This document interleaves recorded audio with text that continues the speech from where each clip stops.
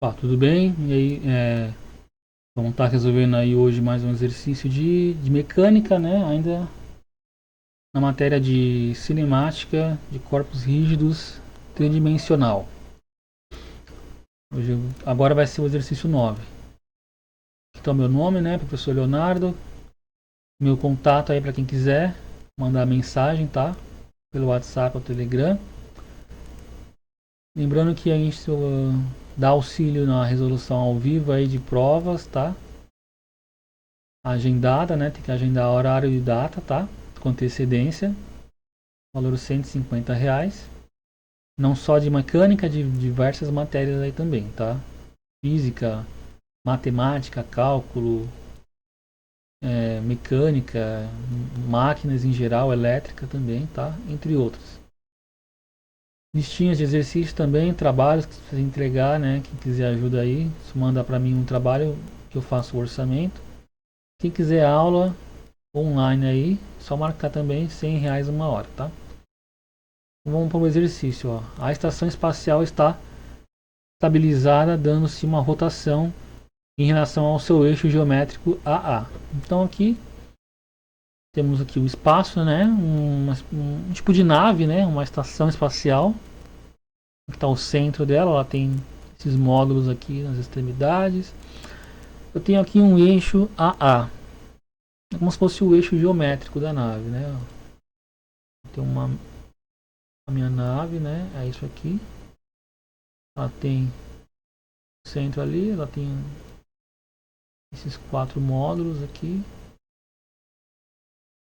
E aí ela tem o seu eixo geométrico próprio aqui, ó. O eixo de simetria, vamos chamar assim, né? Seu eixo de simetria, que ele chama de AA. E ela está girando, né? Ela tem uma rotação em relação ao seu eixo geométrico, na direção indicada. Se a gente ver um desenho aqui, ó, tá vendo esse círculo aqui, ó? Ele está indicando a direção de giro, tá? Então, para que direção eu desenhei o vetor velocidade angular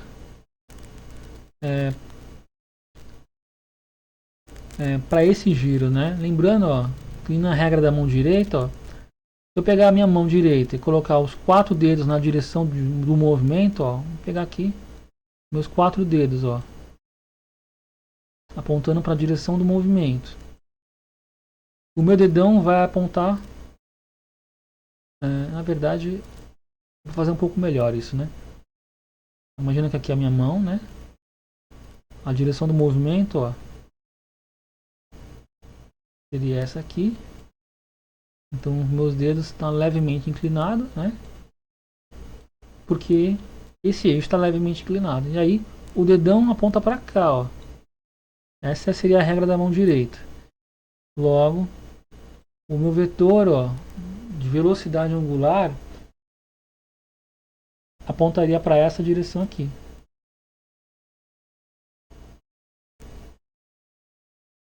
Tá?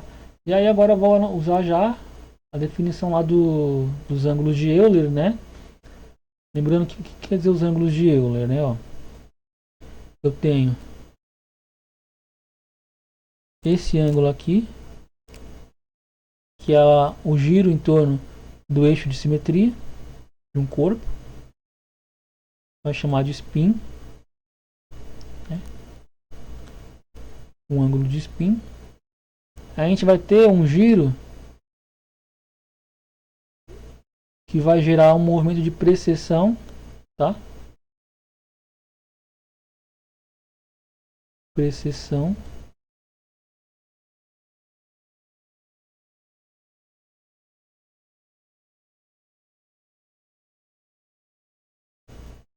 E eu tenho um outro ângulo aqui, ângulo θ, que vai gerar um movimento de quando aparece, né? Nem sempre os exercícios acrescentam ele, mas é um movimento de nutação. Então tá aqui, nutação.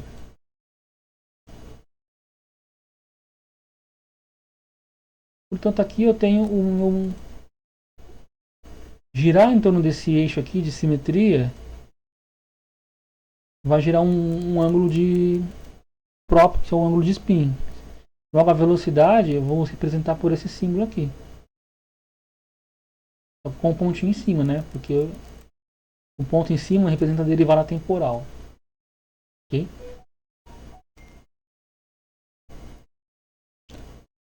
Aqui, ó, continuando no enunciado, observa-se uma pequena e suave precessão desse eixo. Então vamos lá. Esse eixo de simetria está tendo uma leve precessão. O que quer dizer isso? Quer dizer que esse eixo ele também gira. E como esse eixo indica está preso no corpo, né? Por mais que seja um eixo imaginário, vamos imaginar um eixo imaginário preso no corpo. Se o eixo gira, quer dizer que esse corpo gira, né? É como se esse plano aqui, ó, ele fosse, imagina um prato. Se eu pego um prato, coloco numa mesa, né, e solto, a gente vai ver esse prato fazendo uma espécie de dança, assim, ele fica meio que balançando de um lado para o outro. Uma espécie de rodopio, né? Isso é a precessão dele, tá? Aqui é uma leve precessão, tá? Então esse eixo está inclinado para cá, esse eixo está girando. É um pouco difícil de descrever isso, né? Mas é mais ou menos isso aqui, ó. Em algum momento eu tenho a minha nave aqui, nessa configuração.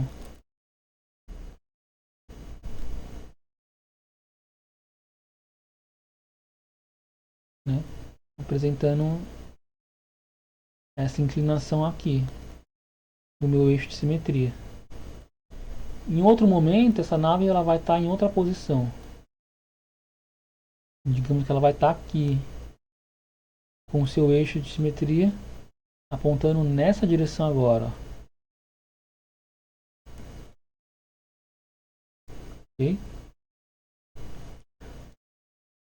Logo, esse plano de giro agora está assim. E esses módulos eles estão em outras posições aqui. Os módulos da nave, né?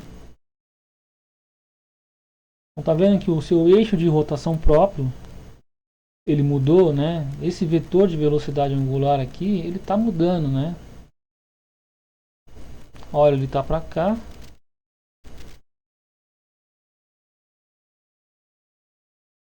Olha, ele está para cá.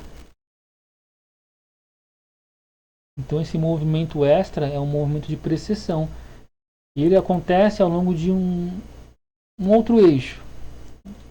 Seria esse eixo Z aqui, ó. Como referência, está sendo indicado como um eixo vertical, tá? Então aqui nós temos um eixo vertical. E ao longo desse eixo que está acontecendo o meu movimento de precessão. Ok? E aí, o próprio desenho já indica a direção desse movimento. Ó. A flechinha indica ó, que ele passa nesse sentido aqui. Ó. É um sentido horário visto de cima. Né? Um observador aqui em cima, aqui, olhando para baixo, ele vai ver esse círculo aqui em sentido horário. Seguindo a mesma regra da mão direita, ó, se eu pegar a minha mão aqui, apontar os meus dedos na direção do giro, 4 dedos, né? O dedão vai apontar para onde? Mão direita. Com a mão direita, o dedão vai apontar para baixo. Ok? Portanto, o meu movimento de precessão, o meu vetor de velocidade angular de precessão vai ser para baixo, seguindo a regra da mão direita. E aí, descrevendo pela letra grega psi, né? Vai ser para representar esse movimento de precessão, essa velocidade de precessão, né? Então, esse ângulo de precessão, a taxa de variação, a taxa de derivada temporal, representa com um ponto em cima. Ok? Então, está aqui representado os dois movimentos da estação. O movimento próprio e a sua precessão. O que seria uma nutação? Seria uma instabilidade. Se essa nave começa a perder energia, digamos assim, esse eixo próprio, ele não tem uma direção tão estabelecida assim. Ele começa a fazer uma vibração, essa nave ela começa a... É como se fosse o exemplo do próprio prato que eu falei. Você coloca um prato na mesa e coloca ele para girar. Ele começa a fazer esse movimento e conforme ele perde energia, é, ele meio que vai amplificando esse movimento até que ele pare em um momento. Isso não vai ser descrito nesse exemplo, tá? Legal. O que a gente precisa fazer agora? Ó? Esboçar as posições relativas para os cones espacial e de corpo. A estação está bem distinta de qualquer atração planetária.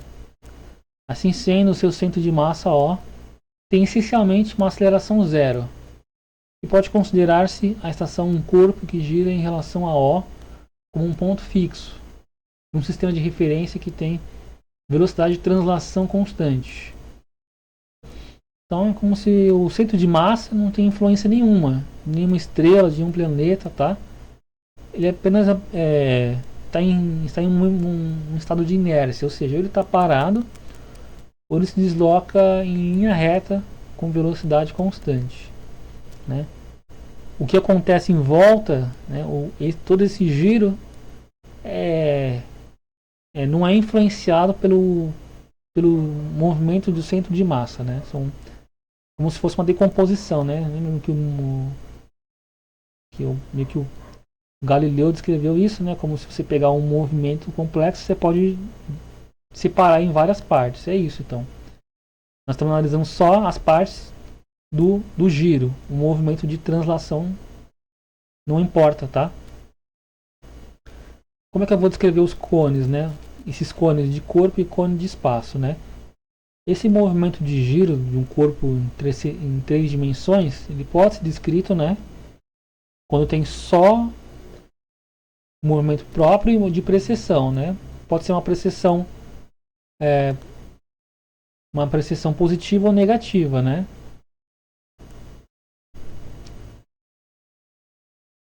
E tudo isso vai depender dos vetores de velocidade angular, tá?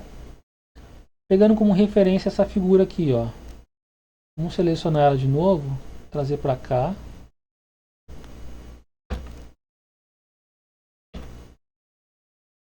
Como é que eu vou desenhar esses cones, né? Primeiro eu vou precisar das velocidades angulares que eu já desenhei aqui, ó. Esse desenho aqui, essa configuração está mais de acordo com a foto, né? Os eixos estão na mesma direção. Então, eu vou fazer esses vetores de velocidade, tá? Detalhe importante. Esse sistema aqui, repara que a massa ela está bem distribuída em relação ao centro, né? Tem muita massa longe do centro.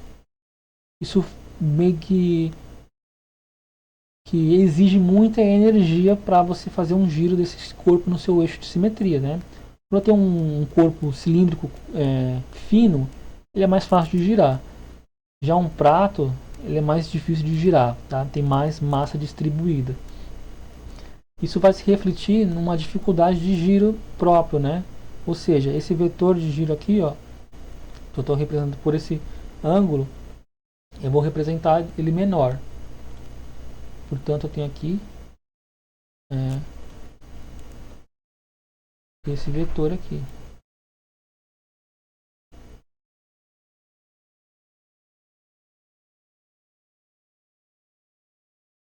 Já que ele tem muita distribuição de massa e dificuldade para exercer esse tipo de movimento próprio, a sua energia vai estar mais concentrada na sua precessão. Então ele meio que ele vai ter um giro próprio, mas é um giro mais difícil de executar. Porém a sua precessão ela vai ser mais acentuada. Eu represento isso com um vetor mais comprido. E está aqui. A velocidade de precessão. Agora eu vou calcular a sua velocidade resultante, né? O que eu vou fazer? Primeiro eu vou fazer a regra do paralelogramo. Vou pegar uma reta paralela aos vetores, né? vou fechar uma figura, um paralelogramo. E no encontro, no fechamento do paralelogramo, a diagonal vai representar a velocidade angular total do corpo. Portanto, aqui temos a velocidade angular total, representado por esse vetor aqui. Agora tenho tudo que eu preciso aqui para fazer os cones de corpo e o cone de espaço, né? A velocidade angular total, ela vai servir como uma reta geratriz para mim criar o desenho, esses desenhos desses cones. Cone de espaço e cone de corpo, né? E as retas das velocidades próprias aqui, elas vão servir como sendo eixos de simetria, tá? Então eu tenho geratriz e simetria. Então, pegando essa direção aqui, ó, né, a direção da simetria, e aqui a direção da geratriz.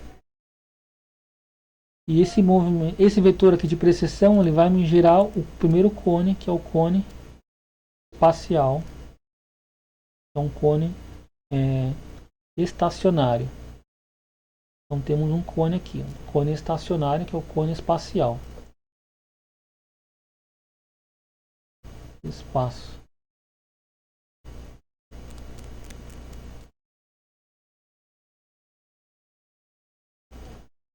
E aqui um movimento próprio do corpo, a gente vai servir de base para criar o cone de corpo. Uma coisa, nós temos a sua reta de simetria aqui. Reta de simetria. E a velocidade angular total é a sua reta geratriz. Vamos pegar cones, ó, com geratriz de mesmo comprimento. Então daqui até aqui, né, o mesmo comprimento de geratriz, ó, tendo esse eixo como eixo de simetria.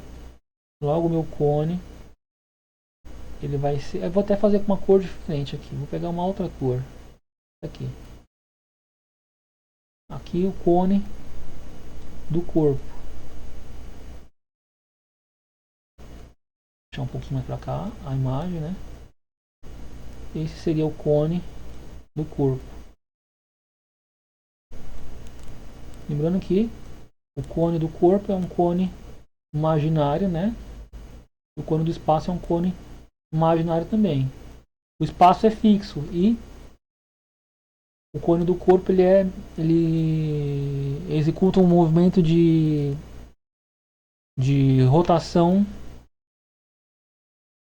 sem deslizamento, né? Um rolamento sem deslizamento. Então, imagine esse corpo aqui, esse cone menor, mais fino, fixo, e esse cone maior, ele está rolando sobre o outro.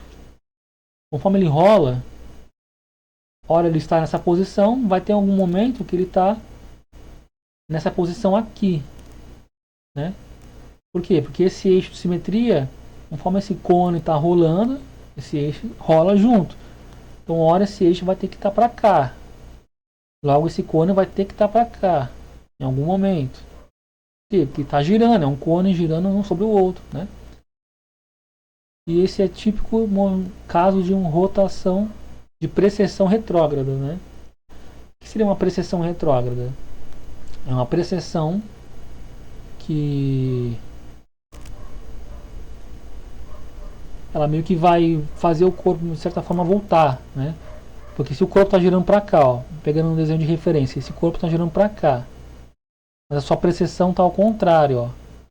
Então, por mais que ele vai para cá, quando ele descrever um círculo daqui para cá, ó, ele vai fazer uma precessão um pouquinho voltando, é como se fosse um movimento retrógrado.